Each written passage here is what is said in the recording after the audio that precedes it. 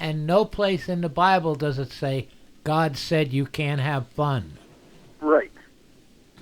But, there's these people who will cut your head off if you disagree with them religiously. And the only possible upside to this is that, some other guys who formerly worked for the narcotics police, if marijuana is legalized, may be sent to fight ISIS. Well, Dana, in that case, the ISIS and the narcs will kill each other off. Dana, what a plan. I'll tell you, you keep saying legalization. I'm 100% against legalization. I want repeal of a law that's never been. You should know as well as anybody, if they legalize it, it just means more regulation. And they're going to regulate it so that the pharmaceutical companies and the doctors can supply it, and the person growing it in their backyard is still going to be going to jail. Legalization is not the way to go. We want repeal of a law that was unconstitutional from its inception. Well, that's actually the issue right now. This week, they're publishing the regulations under the medical marijuana law that got passed. Which is the worst law in the country here in New York. They will not allow you to have marijuana. And I was at a venture capitalist thing on Wednesday night where they're going to site a grow facility near you, right near Woodstock. And they have to pay $200,000 for the license, and they have to invest all this money. And it's going to be one of only 5 in the state. And the urgent task force is going to supply it well, with Joe's pot. Well, no. What's going to happen is they're going to only. You're going to have to basically buy. You're going to have to buy a license, either wax or oil, right? You're not going to be able to have pot because you might grow that, And you can't smoke it. I see. And you can't smoke it. And you got to get it from a doctor, and only 5 hospitals are going to be able to be able to supply it. It's the worst And medical marijuana law in the country. On top of that, Joe, your insurance will not pay for it. Oh, God. So who will be able to afford it? Right. And it's a very limited number of diseases that can actually qualify you to get it. Yeah, well, though they have a safety valve. But look, we're trying to have a city council hearing to figure out how we can get an opt-out here, a series of waivers. Now, I got in a lot of trouble. Again, I do these politically incorrect things. Do you remember Bernard Goetz? Yeah. Bernard Goetz, frankly, freely admits he screwed up 30 years ago, right? In the subway incident. He says if he had it to do over again, he wouldn't have done it that way, or he probably just wouldn't have gone on the subway that day. I mean, nobody wants to be approached by, 4 guys with a big screwdriver ready to, stick it in your ribs if you don't give them your money. But he was in the park, and this cute woman approaches him and wants to smoke some pot, and he had a little pot and smoked pot with her.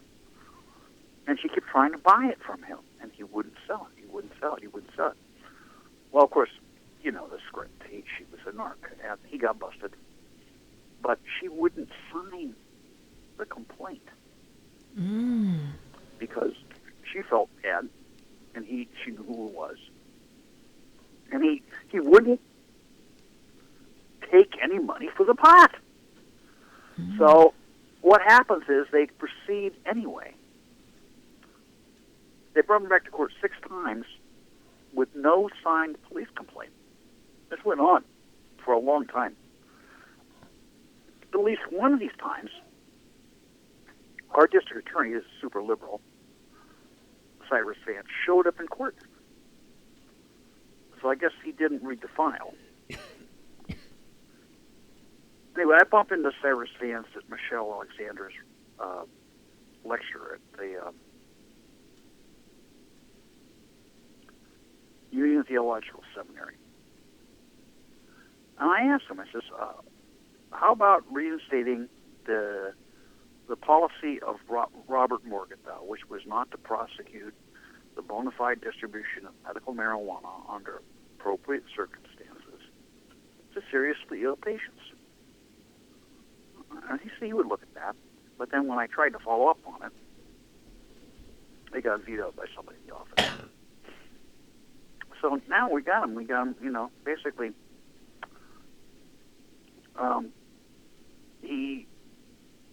this is actually prosecutorial misconduct. His office broke the law, and Bernie is suing him. They do it all the time. Yeah, but the point is, this is a high-profile case, and this is something that all these right-wing white people, they kind of like Bernie gets, So this is very embarrassing, and all we want from Cyrus Vance, given that the new law won't even come into effect for 18 months, is to reinstate the previous deal, which is we had buyers clubs that you could get marijuana, and I was supplying the marijuana for $3 a gram, which is going to be way, way less than what it's going to be under legalization. For sure. And you wonder why you got busted. It seems a little bit, just not very charitable.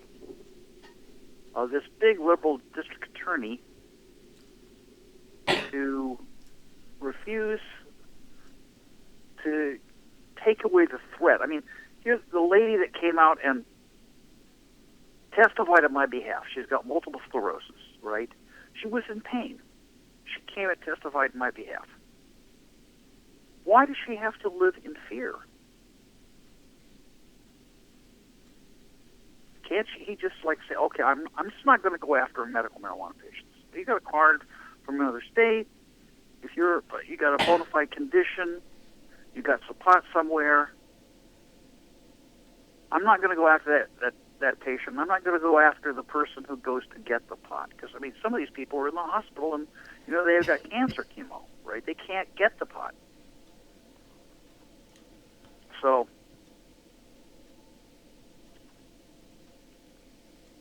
I just, think that,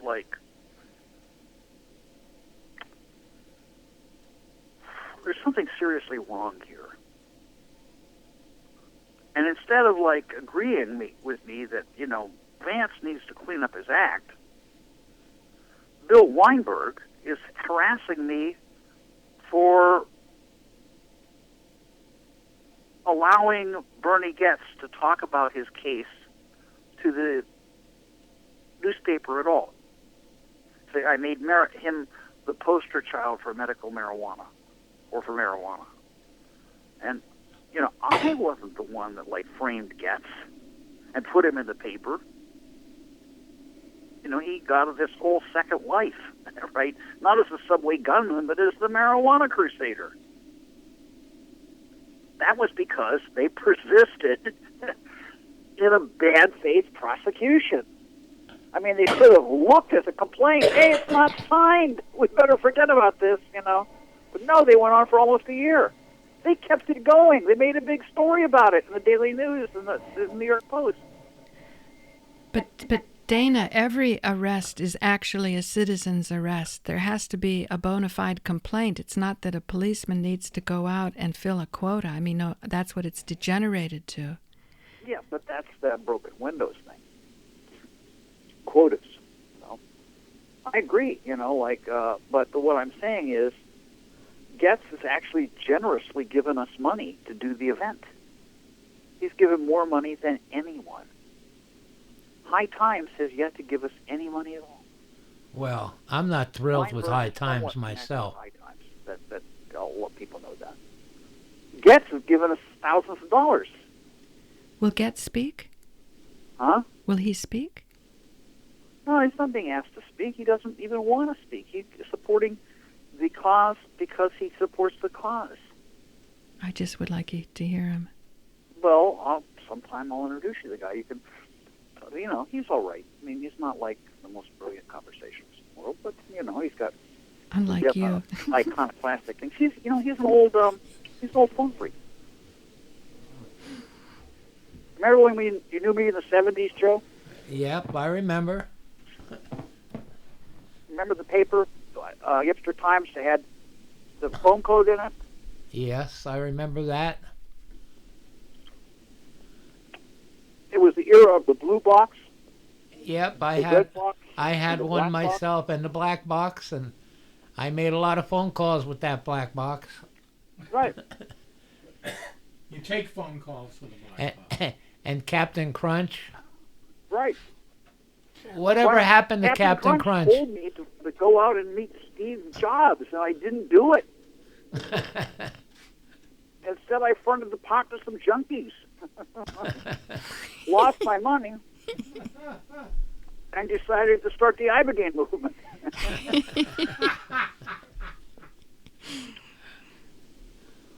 So, I remember when you stopped doing cocaine. Do you remember how that happened? yes, I do. But look, He remembers. You've revealed all these other secrets. Why the not point spit is, that out? the point is, you did me a favor, Joe. Why don't you tell my audience? Who Come on, could do Dana. anything? Dana. Remember the people around Knucklehead? Yeah, tell my audience how. Remember all the people? No, we didn't need to go into that. One thing is, remember all the people who worked at Sunset Studios, Yeah. where the people from like the Soho Weekly News were shooting up heroin on the couch with Johnny Thunders. Yeah. Those guys, you couldn't make any money because you looked around and it was 10 pounds of pot was missing.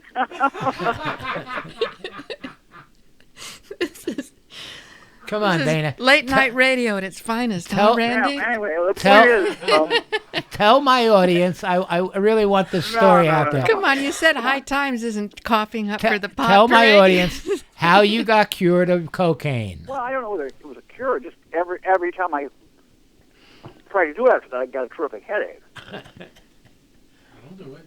But you don't remember the line I gave you? Look, That you were on the floor? What were you doing? What were you doing with a bunch of? What were you doing with a bunch of cocaine anyway, Joe? No, he put LSD in teaching it. people like you not to do cocaine. I put so much LSD, you snorted it, you were on the floor flapping like a fish. I walked out. It didn't even come on until I got to the next stop. No, I remember you crawling down my stairs. No, I wasn't quite. Well, that's not how I remember it.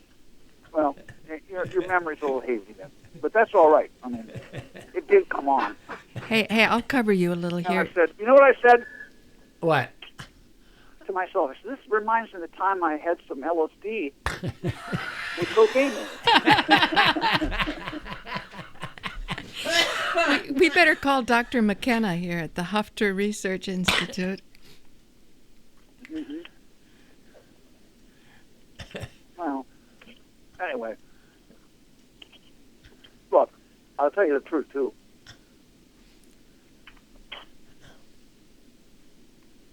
Alcohol screwed me up far more than anything. Yeah, I can believe that. The last 6 months, 9 months, I was in jail. I kept thinking about my friend George Beer, the guy who wrote the original for the book The Emperor Wears No Clothes. He wrote this book. It's called in German, Von Hemp is to Read, when the subject is hemp. This guy was a fascinating guy. He was a gay Euro-communist who was the son of the German Air Marshal, Air Defense Marshal, under Goering, under the Luftwaffe.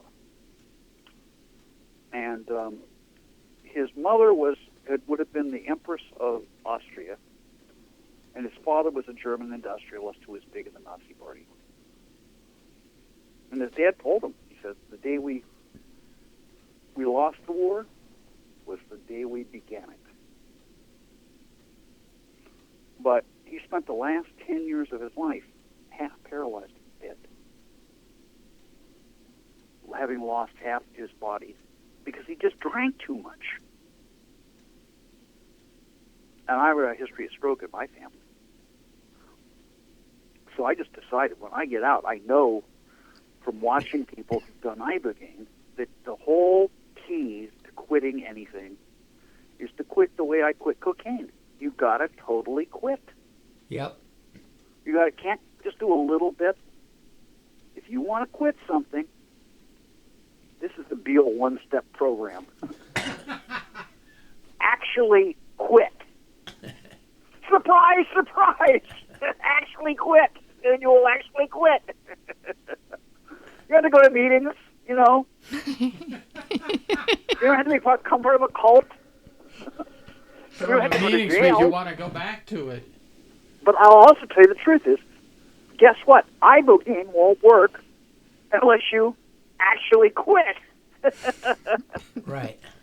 Right. So, you know, I got out of jail, and I just said, I'm just not going to take the first drink. You know, naturally I wanted to get out of jail. A lot of people would celebrate. Somebody came over here and offered me some Irish whiskey when I got back to New York. I'd already been out of jail for 3 months, and I said, no, man. I quit.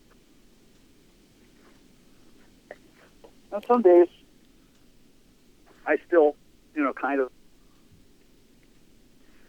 you know, miss the taste of a certain kind of beer. I'd like to have a glass of wine. But then I think about having congestive heart disease with a hangover every day. And just the fact that I'd lost so much time that I could have used to do other stuff. Right. Drinking. Oh, man. Oh, I thought you meant prison. Well, that I'm too. really happy now. The clean and sober Beal. I never thought I'd hear that.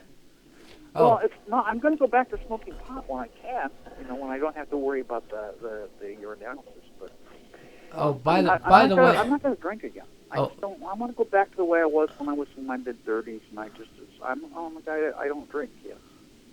Yeah. Oh, by the way, there's someone. The person who owns this radio station is another old friend of yours, someone you've known for a long time, Randy Steele. Say hello, Randy. Hey. Hey, how you doing? Hey, Randy, what's going on? Well, you're hearing it. You're on the other end of the phone. We've been doing this now for about a year or so, and you know, not on the air, but getting it ready. People like actually mentioned you. We want to have a transgender contingent in the parade. Well, I don't know if I know enough to actually do a contingent, but we'll try to make it down. Okay. Well, that would be good. Yeah, I think a lot of the people that we used to know down there did too much of the wrong drugs themselves. Yeah, well, you got to be careful about that stuff. Yeah. Pretty much the only drug that's actually like safe you could do and not like pay the piper is good old marijuana. Mm-hmm. We're all in agreement on that. Unfortunately, most of the other stuff is fairly toxic. Oh, yeah. Bad for you, you know. Whereas pot is actually seems to be pretty benign. So that's why I'm for it. You know, I'm against people who are against pot, because these people, if they're actively engaged in trying to imprison me, as far as I'm concerned, that's a crime. Because I'm not doing anything. You know, you can't take something that's completely innocent, that doesn't hurt anybody, that doesn't even hurt the person who's doing it, and say, "Oh, I just decided this morning. I woke up. I was on the wrong side of the bed, and from now on, everybody who smokes pot is a criminal." That's just totally insane. Well, it's amazing what I don't know whether they should be. I don't know what to do to them, but there's something really seriously wrong that these people were ever put in charge of anything. And unfortunately, people just keep electing these clowns over and over and over again. It makes no sense. But I think the country's coming around. The only thing I'm really worried about is if we've been in this nice situation. People don't realize they're going to look back on Obama and they're going to say this was the golden age, right? It's like we didn't realize we had with Carter until he was gone, right? And most of the Republicans, except for Rand Paul, look pretty dismal.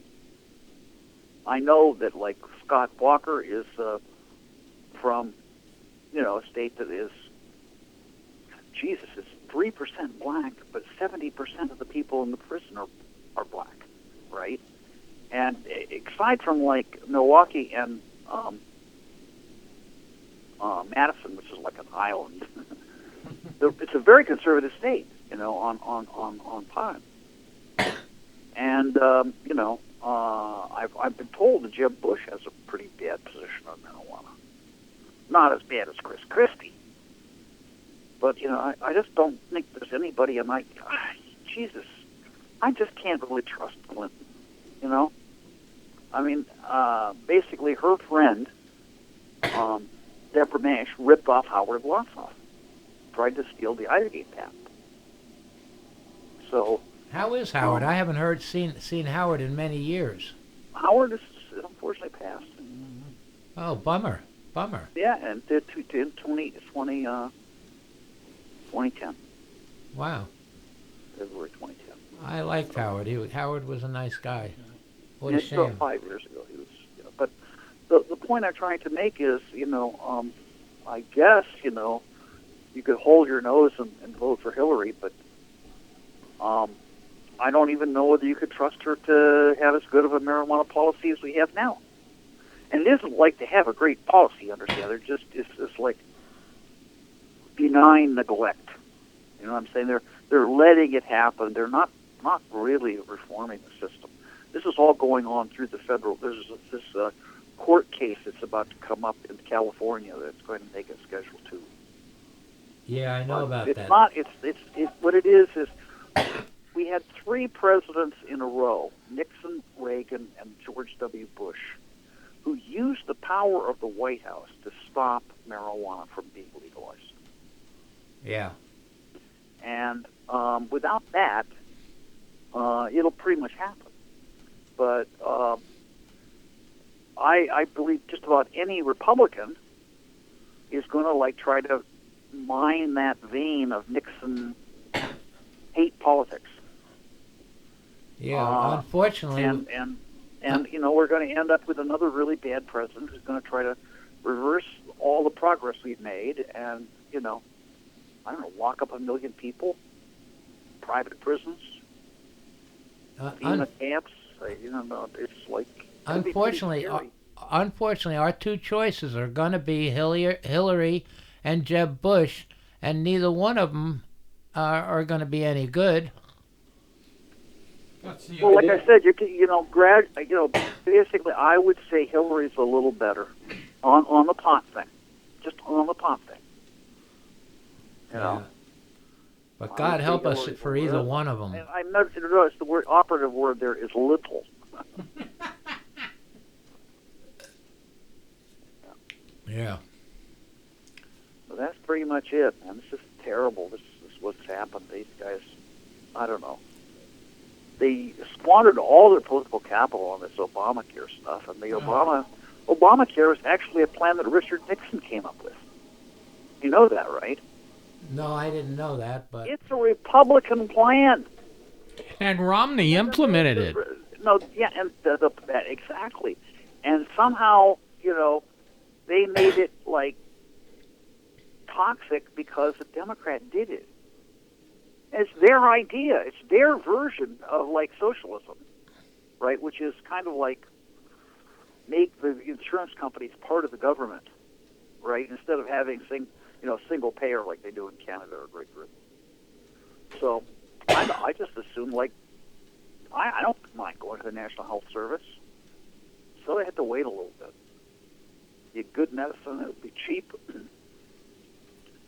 I don't know what the big problem is. Socialized medicine. Those doctors all want to make a lot of money and invest in the stock market. Anyway, you guys must have some more questions for me.